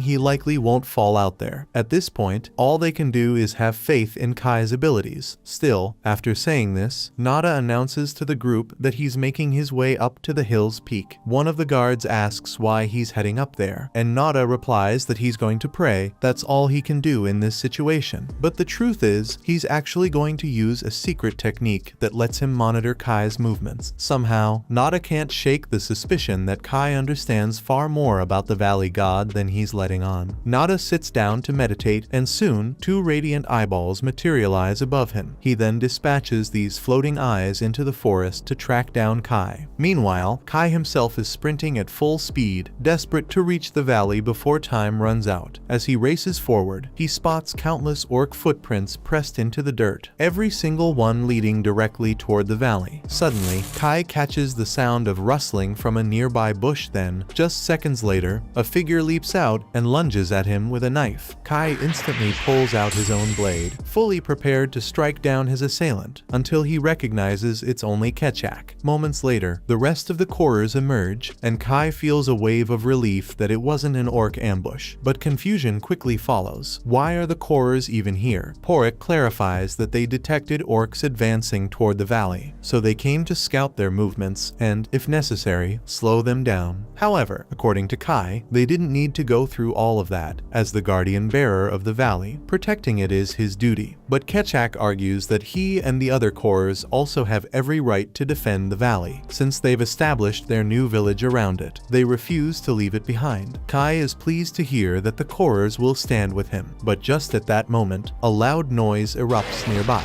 Upon investigating, Kai discovers that the orc are indeed heading their way, and to make matters worse, the orc leader notices him, meaning he has no choice but to fight. While Kai is out there putting his life on the line, Gandalf remains in the village, squandering as much of the villagers' food as possible. He slams a plate onto the ground in a show of disrespect, then announces that as an inspector, they must all treat him with the highest level of respect, or else he'll have no choice but to doubt their loyalty to the king. Elsa kneels down to pick up the pieces of the plate Gandalf shattered, but as she does, Gandalf takes a proper look at her and notices just how beautiful she is. Curious, he asks for her name. She is puzzled by Gandalf suddenly speaking to her, but she answers anyway, telling him that her name is Elsa. Gandalf then orders her to pour him a drink. She can see exactly where this is headed, and honestly, the expression on Gandalf's face makes her sick. But given his position, refusing a direct command from him isn't an option, so she's left unsure how to handle the situation. Luckily, Adelia intervenes, sliding a fresh plate of food onto Gandalf's table to divert his his attention away from Elsa. She pours his drink herself, cutting off any chance for him to demand it from Elsa. Even Gandalf seems caught off guard by how smoothly he's been shut down. Later, Elsa thanks Adelia for stepping in, but Adelia brushes it off, insisting it was nothing. Abruptly, Olha and Basco return, and Olha is visibly furious that he missed the opportunity to battle the gorillas, so he shouts for someone to summon his father, urging him to assemble a bigger squad to confront them. Meanwhile, Kai's situation unfolds. An orc charges after him, but as it swings its weapon, Kai whirls around and drives his blade straight through its chest. Unfortunately, while Kai was distracted, another orc attempts to ambush him from behind. Just before the attack lands, Kechak intercepts, burying his weapon in the orc's neck. At this point, they've eliminated a significant number of the orc forces, forcing the remaining soldiers to reconsider their assault. But then, their leader appears, moving with calm as he positions himself at the front. He then reveals his divine crest, locking eyes with Kai in a clear display of intimidation. Though Kai sees nothing particularly remarkable about it, Porek immediately identifies the crest as belonging to one of the Rigdaros. Confused, Kai admits he doesn't understand what Rigdaros means, prompting Porek to explain. Among Orkind, there exists 6 extraordinary warriors, each blessed by mighty land gods. These elite fighters are known as the Rigdaros, and their power far surpasses that of any ordinary guardian bearer. Kai shouts a warning for the others to keep their distance. He'll need to unleash his full strength to take down the orc leader. Nearby, Nada watches everything unfold. He already had his doubts, but now, after catching sight of Kai's divine crest, it's unmistakable proof. Kai is the one he's been searching for all along. The orc facing Kai is called a Durakan, and he's fluent in the human tongue. He mentions how unexpected it is that Kai's predecessor has fallen. There hadn't been any recent rumors about the Valley God, making him hard to find. But then, one of his warriors was defeated in this area, so he chose to follow the trail, and just as he expected, it brought him straight to the new Valley God. The Valley God speaks to Kai, commanding him to kill the orc, but Kai was already intending to do just that. Without hesitation, he rushes forward and attempts to stab a Durakan, only for the orc to block the attack and counter, forcing Kai to leap back to evade the strike. Kai tries to thrust his blade into a Durakan once more, but this time, the orc effortlessly knocks him aside and mocks him, calling him weak. Kai quickly figures out that a direct confrontation with a Durakan won't work, so he shifts tactics by diving between a Durakan's legs and attempting to stab him from behind. Although the angle is perfect, a Durakan's skin proves far too tough to penetrate, causing Kai's spear to break. Still, Kai isn't out of moves. Just as a Durakan launches an attack, Kai drops low and drives the broken spear tip straight into a Durakan's side with a swift kick. At last, this manages to hurt the orc, and the Korers are thrilled because Kai could really pull off a victory here. Yet, to everyone's shock, a Durakan's injury heals in an instant. The moment he stands back up, he slams Kai down without hesitation. Kechak wonders if every guardian bearer can do something like that, but Porek explains that what a Durakan just did is far from ordinary. In fact, he's beginning to fear that a Durakan might be immortal. A Durakan raises Kai into the air as the other orcs erupt in cheers, mocking him as a pitiful imitation of a god. Kai tries to break free, but with a Durakan's hand wrapped tightly around his throat. A Durakan tells him that he's going to take great pleasure in destroying everything Kai holds dear. Once he's finished with Kai, he plans to storm the valley and slatter everyone in it, but Kai won't let things end that way. Summoning every ounce of strength he has left, he grabs hold of a Durakan's arm and unleashes a burst of fire. The pain forces a Durakan to hurl Kai to the ground. Kai quickly gets back on his feet, ready to keep fighting, and it's clear the flames are having a solid effect on a Durakan, so Kai intensifies the attack, launching an even greater wave of fire at him. But this time, the flames don't touch a Durakan. He charges straight through the fire and kicks Kai back with brutal force. The others are stunned. How could he have walked through that inferno unharmed? A Durakan smiles and reveals that his god spirit shields him at all times. His divine power lets him heal from or outright negate any attack he comprehends, and now that he's seen Kai's fire trick, it's useless against him. Kai is nearly out of both options and weapons, so he draws his knife and braces himself in a defensive stance. The problem is, he has no clue clue what move to make next. Physical strikes are completely ineffective, and magic isn't doing much against a Duraken anymore. So all Kai can do now is hope for a miracle. He attempts to stab a Duraken in the side, but the blade breaks the moment it makes contact, leaving Kai with nothing left to try. A Duraken then strikes him down, sending Kai crashing to the ground, and it's starting to seem like he's lost the will to keep fighting. The Korers are deeply concerned, realizing that a Duraken's blessing is far too powerful for Kai to counter. Meanwhile, Nada is worried that if Kai falls here, the power of the Valley God will end up in the hands of the demi-humans. A Duraken gazes down at Kai, calling him a disgrace. Kai's mind races, desperately searching for a solution, knowing that if things continue this way, the valley and everyone inside it will be wiped out. Then, in that moment, Kai notices the rice balls Elsa prepared for him. The sight of those rice balls sparks a memory of all the extraordinary knowledge he holds. He suddenly remembers that he has one more trick up his sleeve, and it's all thanks to Elsa's gift. A Duraken stands over Kai and mockingly asks if he is ready to accept his fate, but Kai is simply planning out his attack. The power of a Duraken's god allows him to nullify the damage of any attack that he understands, but that only applies to things that people know about in this world. Kai isn't entirely sure about all these atoms and molecules flashing through his mind, but one thing is clear: neither a Duraken nor his so-called god has ever encountered them before. That means there's no way a Duraken could counter an attack from Kai's energy blade. Just as a Duraken raises his axe ready to smash Kai's skull, Kai dashes straight at him. Before a Duraken can even register what's going on, Kai slashes through the space between a Duraken's atoms with his energy blade, cutting his arm clean off. A Duraken is stunned, unable to comprehend what just happened, and the Korers are equally confused. They were certain that a Duraken's blessing made him invulnerable, but it's obvious he just lost an arm, meaning Kai must have taken a completely different approach. A Duraken can't accept that he's being defeated, so he lunges at Kai once more, but that turns out to be a terrible mistake. Kai cuts him across the chest, and within moments, a Duraken collapses to the ground,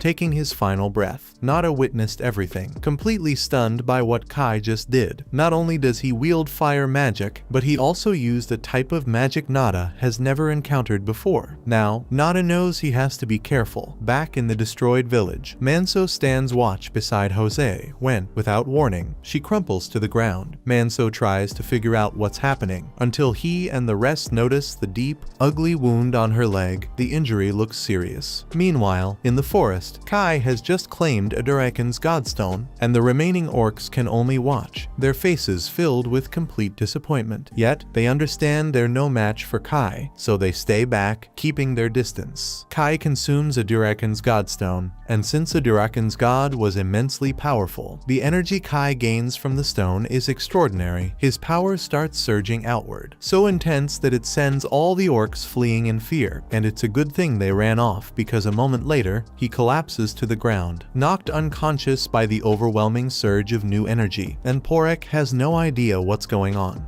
After some time, Kai regains consciousness, but he can't recall much of what took place. Curious, he turns to the Korers for answers. Yet, they're just as puzzled as he is, since everything went blurry after a sudden gust of wind blew through the area right when Kai consumed a Duraken's godstone. Porek suspects the cause may lie in the overwhelming power of a Duraken's land god. He thinks that when Kai absorbed a Duraken's strength, it might have provoked the deity. That strong gust of wind was probably the land god's furious scream, but Kai never imagined that a god's power could trigger something so intense. Now, he finds himself unsure of how to handle the immense strength he's acquired. For the time being, he makes his way down to the stream to rinse the blood from his clothes. After finishing that, he turns to Porek and asks if he noticed anything unusual during the battle. Kai had been too focused to catch all the details, but he couldn't shake the feeling that someone had been observing him. Porek sensed it as well, though he chose to disregard it since there didn't seem to be any hostility. Still, the fact that someone had their eyes stares on Kai remains unsettling. Kai is ready to return to the others now, so he says his goodbyes. But before setting off, he pauses for a quick lunch. He pulls out the rice balls Elsa prepared for him, and it strikes him that he'll have to find a way to thank her once he's back. Without these, he might not have made it. They might have saved his life. Kai finally returns to the group, and the moment Manso sees him, he alerts Kai that something's wrong with Jose. Without hesitation, Kai hurries over to her and spots the strange mark on her leg, though he has no idea what could have left it. Just then, Nada arrives and mentions that he's seen this mark before, but instead of explaining right away, he first questions Kai about what happened with the orcs he was pursuing. Kai attempts to dismiss Nada's question, insisting they should concentrate on helping Jose first, but Nada presses for an answer, refusing to let it go. Kai lies, claiming he tracked down the orcs only to discover someone else had already killed them. Nada clearly sees through his lie, but exposing Kai out here wouldn't benefit him. Instead, he suggests that if the orcs are truly dealt with, they should focus on getting Jose back to the village for proper treatment. They set off without delay. As they're transporting Jose, Nada notices something suspicious. Kai's shirt is stained with blood. He points this out, remarking how strange it is since Kai insisted he didn't fight the orcs. Kai quickly fabricates an explanation, claiming he must have brushed against one of the dead orcs by accident. The group finally makes it back to the village, but upon arriving, they realize it was assaulted during their absence. As Kai steps through the gates, he spots the troop leader Basco holding one of the wounded men in his arms. Kai approaches him to find out what exactly took place. Basco tells him that the village came under attack from an overwhelming number of guerrillas, but thanks to Vezin's intervention, they managed to push them back. Even so, as is clearly visible, the village suffered heavy damage from the assault. Kai dashes to the refuge area, where everyone who lost their homes has gathered, and calls out for Elsa, praying she survived the attack. To his relief, Elsa's voice echoes from down the hall.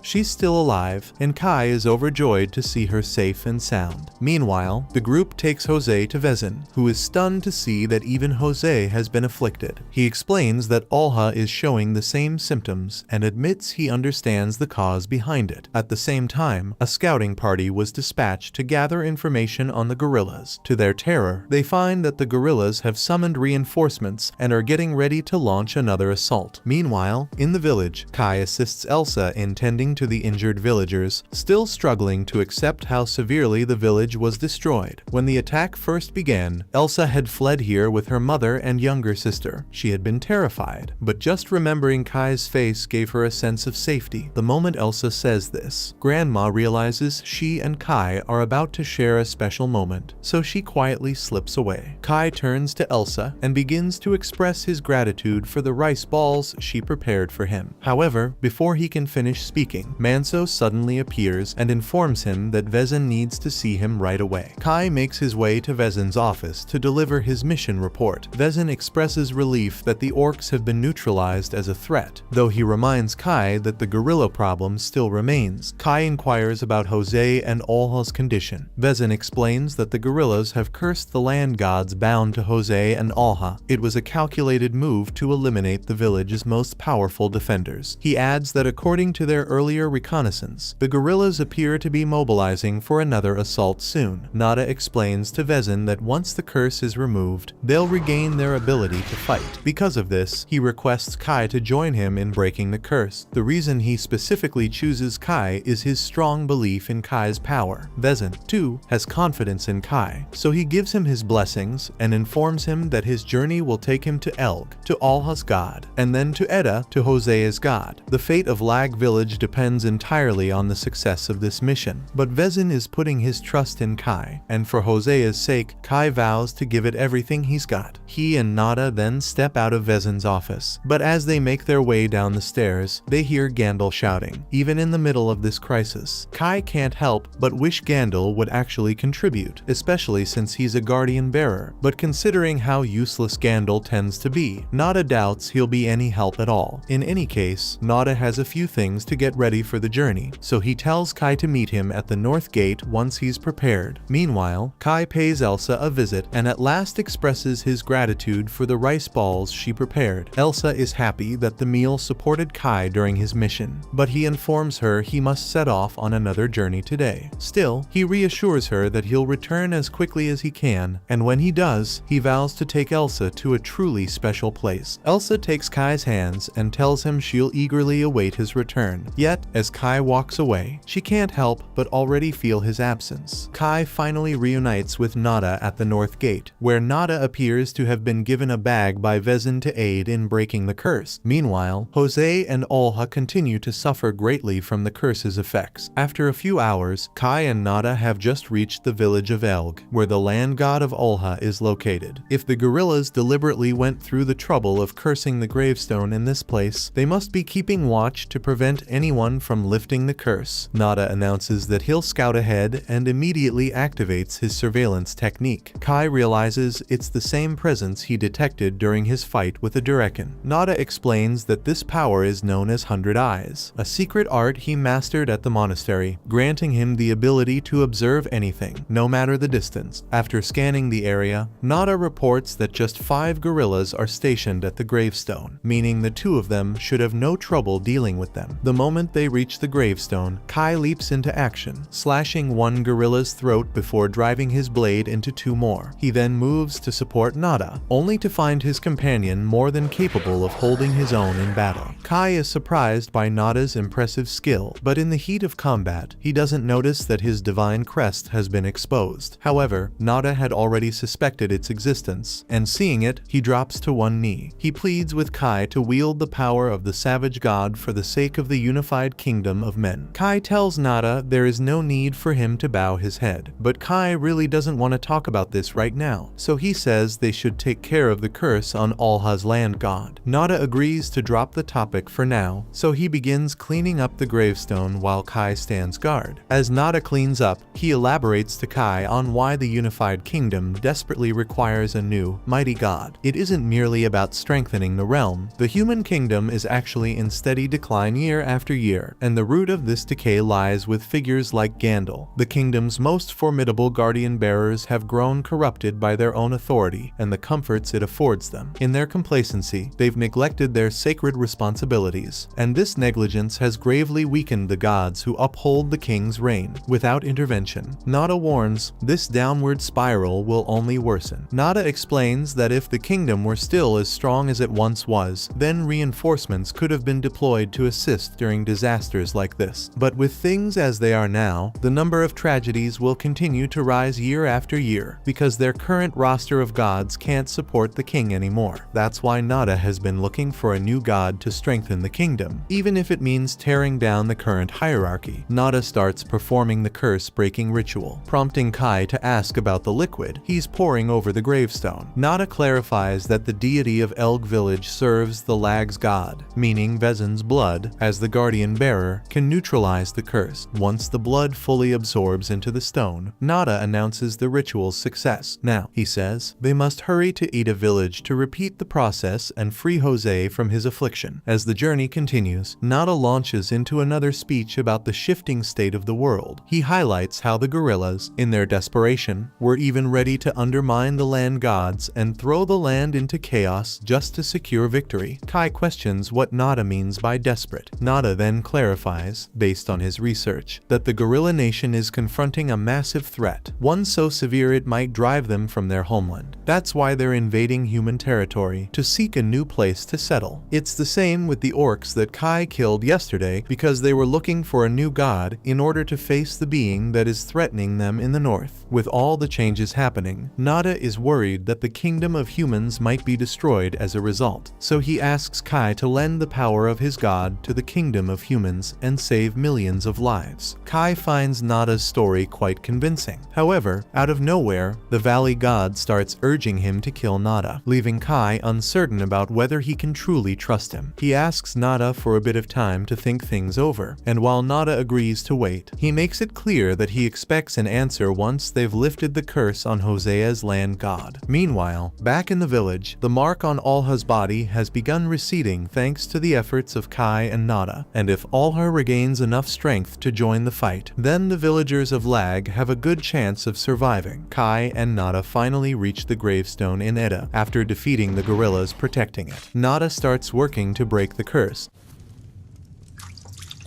Meanwhile, Kai steps outside for a walk, reflecting on the power he now holds. He's been unsure about how to use it. If it's for a noble purpose, like saving lives, perhaps that's the right path. Still, he can't figure out why the Valley God was so furious with Nada. At that moment, Nada steps outside and questions whether Kai has reached a decision yet, but Kai remains uncertain. Nada attempts to convince him, explaining that by joining the kingdom's mausoleum, he would earn the God King's favor, and with it, a tremendous boost in power, enough that rescuing the people of Lag would be effortless, especially those Kai holds dear, like Elsa. That makes sense. But Kai also feels responsible for people beyond the village, including the Korers, who have sworn their loyalty to him. Yet Nada insists that he must leave the Korers behind. Kai demands an explanation. Nada then clarifies, the kingdom's mausoleum refuses to accept lowly demi-humans, regardless of their peaceful nature. Humans stand above all, and mingling with other species is simply unthinkable. Kai insists that the Korers are anything but lowly, but Nada brushes off his words. Instead, he urges Kai to dedicate his power solely to humanity, no one else. But if those are the kingdom's conditions, Kai declares he has no choice but to decline. As a guardian bearer, his duty is to defend his land god and all who dwell within its domain. Abandoning the Korers is simply not an option. Nada questions whether anything might sway Kai's decision, but Kai remains unwavering in his response. To Nada's surprise, he simply smiles and states that if Kai won't accept the terms, he'll have to let go of recruiting him. For now, he even assures Kai that he'll come up with an excuse to keep his superiors from pursuing him further. Kai genuinely thinks he's being honest, but just moments later, Nada betrays him, stabbing him in the back, and now Kai is bleeding a lot. Kai collapses to his knees, utterly shocked, as he never imagined Nada could betray him in this way. Nada calmly reveals that the blade he just plunged into Kai is a god killer knife, a weapon capable of piercing a guarding bearer's defenses and draining their strength for a time. He states that Kai's arrogance led him to believe he could wield such power for his own loved ones, when in truth, all immense power must be governed by the kingdom. That's why Nada intends to end Kai's life and claim his power by consuming his godstone. Kai attempts to summon his divine crest to retaliate, but the god killer knife still lodged in his back. The pain becomes unbearable. Nada forces Kai to the ground and yanks the blade from his back, preparing to deliver the final strike. He assures Kai there's no need to fear, his legacy will be remembered in history. However, just as Nada moves to extract Kai's godstone, Kai slips free from underneath him and launches a kick that sends Nada flying. Back in the village, the townspeople are busy getting their defenses ready for the approaching gorilla invasion, but anxiety fills the air as they know no reinforcements are coming to help. Vezin warns everyone that the gorillas could strike at any moment, and while he understands their fear, he promises to do everything within his power to stand and fight alongside them in protect of the village. The men of the village are assembled outside, readying themselves for the upcoming battle, while those wounded in the previous attack, among them Elsa and her family, receive treatment inside the castle's shelter. Meanwhile, on Kai's side, Nada is trying to persuade him to give up and allow himself to be killed for the greater good of the human kingdom. Nada argues that the power of a god could save innumerable human lives. Though Kai doesn't disagree, he also has his own people in the valley to protect, and for that reason, he refuses to let Nada take his power. Nada realizes that Kai is unwavering in his decision, and since his surprise assault didn't work, he braces himself for a deadly battle. But just as he's about to strike, a gorilla suddenly appears and slams into him with an axe. At that exact moment, the assault on the village begins, and while the villagers are putting up the best defense they can, but the gorillas are throwing too many rocks, making it clear they won't be able to hold out much longer. At that moment, Vezin steps forward to take charge personally, but deeper within the forest. The gorilla leader nears the battlefield and gives the order to launch their next attack. As a result, the gorillas begin hurling flaming rocks rocks at the village. Meanwhile, on Kai's side, a massive rock is launched at Nada, forcing him to fall back. But as he runs, he's pursued by a gorilla and strike with an axe, leaving him no choice but to defend himself. Kai could have slipped away now that Nada is occupied. But sadly, two more gorillas are on the scene, both fiercely intent on killing him. Kai finds himself cornered alongside Nada as the three gorillas begin questioning them. The leader steps forward, revealing that he is a guardian bearer, and asks both Kai and Nada if they were responsible for lifting the curse that had been placed on the stone in this area. Neither of them answers, but it makes no difference because the gorilla declares he won't allow them to leave this place alive. As it happens, all three gorillas are guardian bearers, which begins to unsettle Nada since he's aware he can't take them on alone. But when Kai figures out that these are the very gorillas responsible for cursing Jose and Alha, he rises to his feet, his eyes burning with fury, and vows they'll pay for what they've done. A gorilla attempts to stab Kai with a spear, but Kai swiftly steps aside to dodge the attack. As the second gorilla swings at him, he leaps backward to avoid the strike. Yet before he can land safely, he gets impaled on the spear and is hurled into the wreckage of a house. Just as the gorilla moves in to deliver a final, deadly strike, Kai manages to rise and slash its stomach. However, the cut isn't deep enough to kill the gorilla outright. Meanwhile, Kai's earlier wounds refuse to heal, all because of that cursed knife Nada used on him. Not long after, Nada arrives and demands to know where the gorillas have gone, but Kai isn't about to let himself be betrayed a second time. He prepares to activate his energy blade, ready to eliminate Nada once and for all. But before the two can even begin their fight, the gorillas start mocking them from outside. Nada declares that he refuses to allow the power of Kai's god to end up in the gorillas' hands. As one of the gorillas lunges at him, Nada warns them not to underestimate his strength, spinning his staff rapidly to block their strikes. But it turns out he wasn't as powerful as he believed. After just a few brutal blows from the ape, he's sent crashing to the ground, completely defenseless. The gorilla looms over him, lifting its axe for the killing strike. Yet, at the very last moment, Kai leaps into action and rescues him. Nada can't believe Kai would actually help him after what happened between them earlier. But just then, another gorilla charges in, spear aimed straight for Kai. Without hesitation, Nada repays the debt, summoning his flame magic to create chaos and buy them both time to flee. When they finally reach safety, Nada turns to Kai and asks why Kai would rescue someone who'd literally just tried to murder him. Kai mentions that his body seemed to move on its own, which Nada finds amusing. Yet, at the same time, Nada is beginning to grasp why the arbitrator god decided to bestow such immense power upon Kai. Meanwhile, the gorillas have started scouring the area for the two of them, and it won't be long before they're discovered. Nada insists that they must devise a plan immediately. The odds aren't in their favor, but Nada steps closer to Kai and assures him that if he follows his directions carefully, they both might just survive this. Kai questions Nada, asking if he's certain about helping him, because if Kai makes it out alive, nothing would stand in his way if he decided to kill Nada afterward. Nada admits he wouldn't even hold it against Kai if that happened, but that's an issue to worry about another time. Right now, Nada still hasn't had the opportunity to witness the full extent of Kai's power. Though Kai doesn't trust Nada, he realizes he doesn't have many options left, so he reluctantly agrees to follow Nada's plan. With the gorillas closing in on their hiding place, Kai dashes out to distract them while Nada slips away to find a safer spot. Despite their massive size, these gorillas are especially threatening due to their uncanny ability to blend into their surroundings, making it nearly impossible for Kai to track their exact position. But that's when Nada steps in, activating his 100 Eyes technique to detect the gorillas' locations and alerting Kai just before they strike. Thanks to Nada's warnings, when one of the gorillas attempts to ambush Kai, he spots it in time and swiftly cuts its head instantly. Nada then alerts him to another attacker descending from above, so Kai simply stands his ground and slices it in two with his energy blade. Nada is stunned by Kai's incredible skill, but in his awe, he loses focus on his surroundings, allowing the last gorilla to sneak up on him. Despite Nada's desperate efforts to defend himself, the gorilla manages to stab him through the chest. Nada lets go of his weapon and collapses to the ground. Just as the gorilla believes victory is his, Kai comes crashing down from above and cuts it cleanly in half. The battle is officially over, or at least Kai's part is, because with that spear piercing through his lungs, I doubt Nada is going to hold on much much longer. Back in the village of Lag, Olha has finally shaken off the curse's effects and rises to his feet, though he's clearly confused since he has no idea what caused the change. Right then, he hears a disturbance outside and quickly realizes it must be the gorillas, prompting him to try getting out of bed to join the fight. His maid, Akui, tries to stop him, knowing he's still in poor condition, but Olha insists he can't wait any longer. He orders her to bring him a sword and a fresh set of clothes, and since it's a direct command, Akui has no choice but to comply. Meanwhile, Kai is doing everything he can to ensure Nada makes it through, so he pulls him into a house and attempts to give him one of the gorilla's godstones. Nada can't help but laugh at how hard Kai is striving to keep him alive after all that's gone down, and while drinking a godstone would usually be enough to fix most injuries, here it just wouldn't make a difference. Nada explains to him that the gorilla's spear destroyed part of his godstone, and there's no way to repair something like that. His sight is already starting to blur, so he tells Kai that this is where his journey ends, but Kai won't give up so easily. He remembers that he possesses healing magic, so he desperately attempts to use it to save Nada, yet no matter how fiercely he struggles to seal the wound, nothing changes. Nada realizes that Kai is using a healing miracle, and he's stunned that Kai has gained such an ability in addition to his invisible blade. He tells Kai that he's gone beyond the limits of an ordinary human, and that's precisely the kind of strength the world requires at this moment. Nada has already come to terms with his fate, so he urges Kai to stop wasting his efforts on healing him. With a trembling hand raised toward the sky, he begs forgiveness from his high priest for failing in his mission to recover the god. But he has no regrets because he got to witness the arbitrator god's phenomenal power firsthand. Nada then closes his eyes one final time, and as if on cue, rain begins pouring down on Kai. Meanwhile, back in the village, Jose finally regains consciousness, disoriented because her last memory was passing out in Yuzel's village. Yet now she finds herself in her father's room. Suddenly, a loud crash echoes from outside, and moments later, Akui rushes in to see if she's alright. Jose demands to know what's happening, and Akui quickly explains that the gorillas have launched an attack on the village. Akui also delivers a message from Vezin. He's instructed that if the situation turns dire, Jose must escape the village to guarantee her safety. The words sting Jose deeply. While she knows her father only wants to protect her, it pains her that even now, he doesn't believe she's strong enough to stand beside him in battle. Jose steps out of her room and is met with a crowd of people packed into the hallway. She turns to Akui and demands an explanation. Akui replies that Vezin ordered all the women and children to take shelter inside the castle until the fighting ends. But that wasn't Jose's real question. What she wanted to know was why these people were being left to wait in the cramped corridor. Jose raises her voice and tells everyone that they can use her room, and they should feel free to use anything inside it as well. She also assures them that the Moloch family will fulfill its duty and defeat the gorillas, so they don't need to panic. Meanwhile, two soldiers burst into Gandalf's chamber to alert him about the gorilla invasion, only to find the room empty. One suggests that maybe Gandalf went out to join the battle, but the other immediately scoffs at the idea, knowing full well how lazy their leader truly is. If anything, he probably took off the moment the fighting broke out. And the soldier was correct, because at this very moment, Gandalf is rushing out toward the village gates. Suddenly, a rock comes flying straight at him, and Gandalf panics. It seems all those stories about Gandalf being more powerful than Vezin were nothing but lies. The truth is, he's nothing more than a fraud, and the only reason he ever held any authority was because he'd been hiding behind Nada's strength this whole time. On top of the wall, Elsa has been delivering food to the soldiers to help replenish their energy. She apologizes for not being able to prepare something better, but the soldiers deeply appreciate her kindness. Just as Elsa is about to go back down to gather more food rations, she notices Gandalf attempting to open the front gate, and she starts to wonder if he's heading out to join the fight against the gorillas. But then she overhears him saying he needs to get back to the capital right away. He insists they open the gates at once, but the men have been struggling for some time and just don't have the strength to do it. Finally, Gandalf notices there's a crank for the gate, so he begins turning it to open the gates himself. When the others see what he's doing, they rush down to try and stop him. They warn Gandalf that opening the gate now could let the gorillas inside, but he doesn't give it a second thought. Rather than listening, Gandalf chooses to drive his blade into the soldier captain's stomach. panic, then tells everyone to back off and leave him alone. Nobody had ever liked Gandalf much in the first place, but now that he's murdered one of their comrades, they're ready to swarm him. But before they can act, Gandalf seizes Elsa and uses her as a human shield to keep them at bay. He doesn't give a damn about this village or what happens to it. His only concern is saving his own skin. The moment his carriage pulls up, he slashes the rope to release the gates. Still keeping Elsa as his prisoner, Gandalf makes his escape, completely abandoning the village to its fate. So, the moment the gorillas notice the gate is open, they walk straight through, ready to destroy everything. As the gorillas walk through, all the remaining soldiers have no choice but to fight, though most stand little chance against the gorillas. Seeing this, Vezin leaps down from the wall to come to their rescue.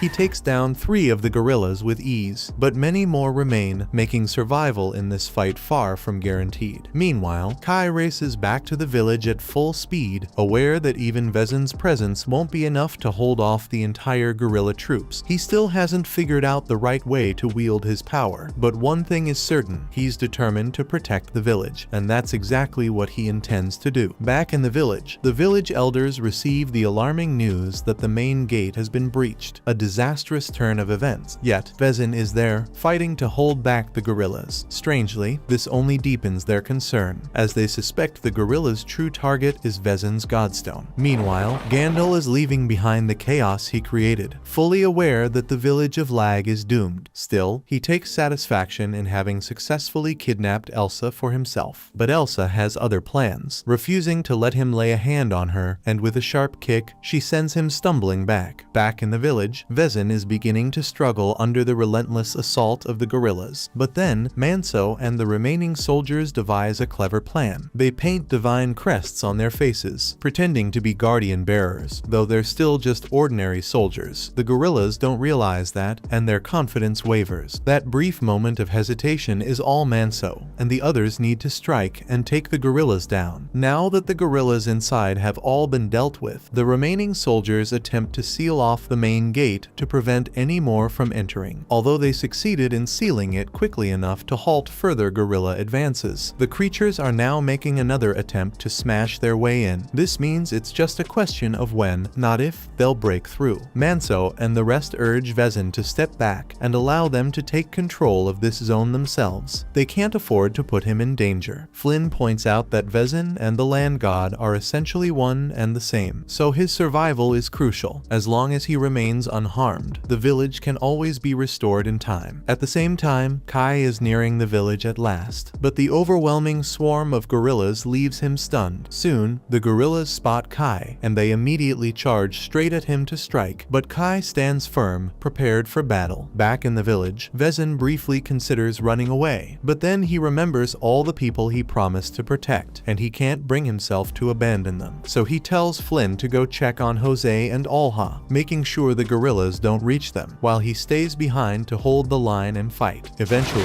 the gorillas break through the gate, forcing Vezin and the other soldiers to prepare for battle. At first, Vezin has no trouble overpowering the ordinary gorillas, but now guardian bearers have joined their ranks, making the fight much harder for him. Slowly making his way onto the battlefield, Alha limps forward. Even in his current condition, he can't just stand by as the village faces this attack. When the other soldiers notice Alha has arrived, a wave of relief washes over them. With another guardian bearer joining the fight, they might actually have a chance now. As soon as Alha joins the fight, he manages to slash one of the gorillas clean in half with his sword, but because of his weakened state, he tires out almost immediately. When he goes up against one of the gorilla guardian bearers, his blade fails to cut through its neck, and the force of the clash sends him crashing to the ground. Just as the gorilla moves in to deliver the final blow to Alha, Jose leaps in at the last moment, intercepting the attack with her shield. She forces the gorilla back, but the impact sends waves of pain through her still healing body. She lets her shield fall and grips her spear tightly, ready to face the gorilla head-on. Though she lacks the raw strength of Alha or Vezin, her speed more than makes up for it. The gorilla can't even follow her movements. Before the beast knows what's happening, Jose launches herself into the air and cuts its head with a single. Her triumph sends a surge of confidence through the soldiers, reigniting their determination as they charge back into battle. With Vezin, Alha, and Jose fighting side by side, they finally overpower the remaining gorilla guardian bearers. Vezin gazes at Jose with pride, surprised by how skilled a fighter she has become. However, one of the wounded gorillas warns him that even a few additional guardian bearers won't be enough to protect the village. Their king is just beyond the gates. A flicker of concern crosses Vezin's mind, and oddly, the remaining gorillas surrounding the village have stopped attacking, though they don't seem to be withdrawing either. Curious, Vezin moves to the door to get a better view, and to his astonishment, he spots Kai tearing through the gorillas with nothing but his bare hands. Vezin has no clue how Kai is pulling this off, but it's clear he's more than able to deal with the gorillas outside. So Vezin calls out to Kai and tosses him his spike club, giving him a proper weapon to wield. Kai grabs the club mid-air and, with it in hand, starts tearing through the entire gorilla army. Manso and the others witness everything happening, completely stunned by what they're seeing. They always knew Kai was strong, but this kind of power is on par with a true guardian bearer. Vezin isn't entirely sure what's behind Kai's incredible strength, but with him battling alongside them, victory over the gorillas seems certain. Within just a few minutes, Kai has already wiped out the majority of the gorillas, showing no signs of stopping. Realizing they're completely outmatched, the king and the remaining gorillas turn and retreat into the forest. With their enemies gone, the battle is officially won, and the soldiers erupt into cheers of celebration. Now that the battle has ended, Olha approaches Akui and inquires about her thoughts on the fight. Akui commends Olha's combat abilities, remarking that it's because of him the village was protected. Though Olha played a significant role, Olha understands the real hero was Kai, the very boy he once dismissed as nothing more than a commoner. Since everyone witnessed Kai wielding his divine crest during the battle, he decides to conceal his power by claiming he merely painted the crest on, pretending to scrub it away. Right at that moment, Vezin approaches Kai and questions him about Nada's whereabouts, only for Kai to respond with unfortunate news. He explains that while he and Nada were breaking the curse in Ida village, 3 guardian bearer gorillas ambushed them. Kai leaves out the detail of Nada's betrayal, but the crucial fact remains: Nada lost his life to one of the gorillas, and Kai couldn't do anything to prevent it. Vezin is surprised to hear this since he knows Nada was as strong as a guardian bearer, so he wonders how he could have lost. Kai then tells him that one of the apes mentioned the attack on the village, and as soon as he learned of it, he rushed over as soon as he could to help. But as a result, he never got to give Nada a proper burial. Vezin says he understands, and he will send a small team to find Nada's body so they can take care of it. At that moment, Elsa's younger sister approaches Kai and asks if he's seen her anywhere. Kai is surprised. He hadn't realized Elsa was missing, as the last time he spotted her was during the evacuation to the castle. Just then, Manso steps forward and tells that when Gandalf retreated during the attack, he seized Elsa and took her away in his carriage, but with everyone occupied fighting off the gorillas, no one had been able to pursue him. As soon as Kai hears this, he takes off running in the direction Gandalf went because he has to rescue Elsa from him. But Manso wonders how Kai intends to catch up to a carriage that has such a huge head start. Meanwhile, inside Gandalf's carriage, he gazes out the window to assess whether the coast is clear. His assistant reassures him, explaining that this region isn't known for gorilla activity, so there's no cause for concern. Gandalf then asks about the estimated time to reach the capital, to which the assistant responds that they still have a journey of 1,000 kilometers ahead. Covering that distance will take some time, so Gandalf decides to amuse himself by playing with Elsa to pass the hours. However, before he can act on his intentions, a chilling presence suddenly scare him. Sensing something rapidly closing in on the carriage, he activates his guardian bearer abilities to sharpen his sight, only to spot Kai charging toward him at full speed. Gandalf quickly snatches a bow and arrow, aiming to take Kai down before he gets within striking distance, but Elsa won't allow it. She pushes him, throwing off his shot. Gandalf is enraged, so he takes out his sword to teach Elsa a lesson. But a moment later, the carriage begins to shake because the horses can feel Kai's pressure, and it's scaring them. The driver eventually loses control, and the whole carriage crashes after hitting a rock. The impact sends Gandalf tumbling to the ground as the horses escape in panic, the driver chasing after them. Kai rushes to the carriage, desperate to check on Elsa, only to be met with a horrifying sight. She's been stabbed by Gandalf. Gently lifting her out, he tries to heal her wounds with his magic, but the damage is far too severe for his powers to take effect. Meanwhile, Gandalf suffers several broken bones from the crash, but with his guardian bearer power, he's able able to heal himself and stand back up. But now he has to deal with Kai. Kai approaches Gandalf and angrily asks if he was the one responsible for stabbing Elsa. Sensing that he's no match for Kai, Gandalf immediately begins making excuses, insisting that the blame isn't his. In fact, he claims that Kai himself is the reason Elsa got hurt. At first, Kai refuses to believe him, convinced it's just another lie. But then Gandalf elaborates, saying that Kai's overwhelming energy frightened the horses, making the carriage overturn, and in the chaos, he unintentionally stabbed Elsa. For a moment, Kai's rage wavers as he begins to question whether he truly is at fault. But then he recalls that Gandalf was the one who kidnapped Elsa, so the blame still falls on him. Desperate, Gandalf urges Kai to take a breath, warning him that assaulting an inspector won't go unpunished. But Kai couldn't care less about Gandalf's rank or authority. Without hesitation, he seizes him by the throat and throws him violently to the floor. Gandalf starts defending himself, claiming he did nothing wrong after all. It's only natural for the strong to dominate the weak, and someone like Kai, a mere commoner, should never have wielded such power in the first place. But his words only make things worse. Fed up with Gandalf's excuses, Kai reaches into his chest and tears out his godstone. Though he's finally taken revenge for what Gandalf did to Elsa, the victory feels hollow because he still has no idea how to save her. Just then he notices that he can save her by giving her Gandalf's godstone to consume. Since it came from a guardian bearer, it should to provide her with sufficient energy to recover. Yet, the moment Elsa swallows it, something horribly unexpected happens. Her body starts convulsing in pain. Kai doesn't understand what happens, and his limited knowledge about guardian bearers leaves him clueless about what's really going on. Right now, his only hope is to get Elsa to Porek and find out if he can do anything to help. But as Kai races through the forest, several gorillas observe him from the shadows. Eventually, he reaches Porek and explains everything, desperate to understand what's happening to Elsa. Porek's response is clear. Giving her Gandalf's godstone was a terrible mistake. It's true that consuming a godstone can aid in healing, but if the godstone comes from the same species, it can cause dangerous poisoning if proper measures aren't followed. In the worst case scenario, Elsa could die from the toxin, but there's still hope to save her. Porek immediately starts getting things ready to make Elsa puke the godstone. Meanwhile, Kai steps out of the tent to give Porek room to work, but as soon as he's outside, he notices 3 gorillas heading his way and instinctively prepares to defend himself. Kai demands to know if they've come to assault his village, but to his astonishment, the gorillas all drop to their knees in reverence, recognizing the sacred crest of the god Kani. They humbly request that he accompany them back to their territory. After several hours, Porek manages to make Elsa expel most of Gandalf's godstone and administer some Urak antidote. With nothing more they can do, they can only wait and hope she pulls through. Porek steps outside to update Kai on Elsa's condition, but as he exits the tent, he's stunned to see several gorillas kneeling at Kai's feet. Confused, he asks Kai what's going on, but Kai is just as surprised. One of the gorillas, who introduces himself as Torud, speaks up and again begs Kai to accept their request, though Kai still has no idea what he's referring to. Porek urges Torud to clarify the situation, so Torud explains that their land has been corrupted by an evil god, and from Porek's reaction, Kai can see this is no small matter. Torud continues, detailing how the corruption has spread through both the land and water, leaving the gorillas with no food. Now, they have no choice but to wait helplessly for their end. The one behind all this ruin, he says, is the malevolent god Diabo. The moment Kai hears that name, the arbitration god erupts in his mind, screaming at him to annihilate Diabo no matter what. The force of it is so intense that Kai drops to his knees briefly. Once he regains his composure, he turns to the gorillas and demands to know why they believe they have any right to ask for his help. Just moments ago, they were attacking his village and came close to killing everyone he holds dear. Yet now they're asking him for help. One of Torud's subordinates grows frustrated and yells at Kai, pointing out that he's killed many of their own as well, and warns that if he refuses to assist them, the gorillas will simply strike Lag village again.